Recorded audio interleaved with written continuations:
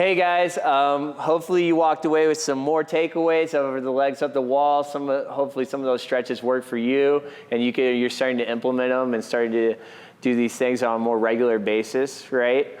Now I want to go into these different hip openers and variations we can do from just this runner's lunge position.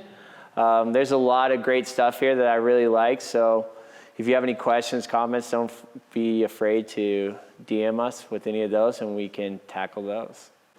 We're gonna go into a runner's lunge, okay? So on a runner's lunge, I'm gonna put one foot forward here, and then just above the knee, make sure you're not directly on that patella, right? If it's like injurious to that knee, make sure you're not right on that kneecap, okay? And you can always use like a pad or a pillow, anything you have laying around that's just gonna soften that stress, you can always do. So we're gonna go ahead and drop to the knee for this because we wanna stay and hang out here for a while. So we wanna make it as comfortable as possible where we can continue to breathe, okay? I'm gonna bring both palms down, and then I'm gonna toe heel this foot in a line, all right? So we can start out here. I like to toe heel this out just a little bit, and then I'm just gonna make some organic movement. So I'm just gonna make some circles with these hips, moving them just in and out. I do like 3 to 5 circles one way, 3 to 5 the other way, just kind of creating a nice environment for like synovial fluid to come in and lubricate that joint. So then now I'm just gonna let that hip sink in.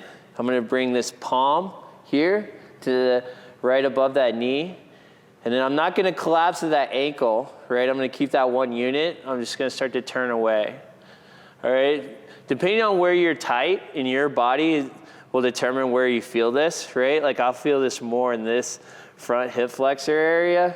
Some people might feel it more in this glute, right? Either way, there's no wrong answer here. And then just come back to that breath, right?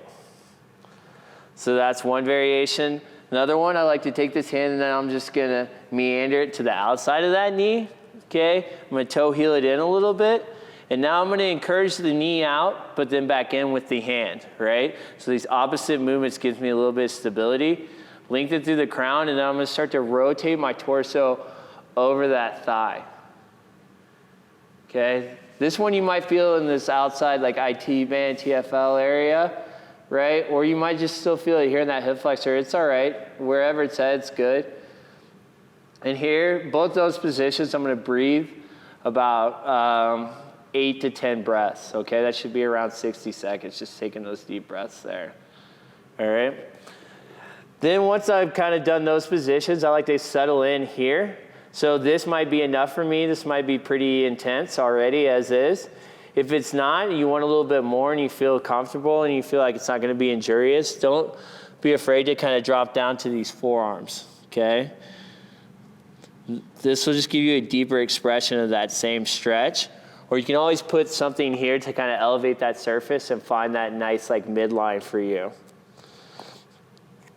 One last variation I like to do, there's a ton that we can do from here, but one more I want to tackle is just these hamstrings. So I'm in this lunge position. I'm just gonna draw back, okay? I have super tight hamstrings. It's not the greatest. I'm not an ideal model for this stretch, but flex these toes back towards your shin here. You can straighten this hamstring, and then I kind of like to breathe in and out of it. So inhale, then exhale. Try to gain a little bit more range. Inhale, rock forward, exhale. That'll kind of floss through and help kind of open up those neural pathways and give us just a little bit more range of motion through these stretches.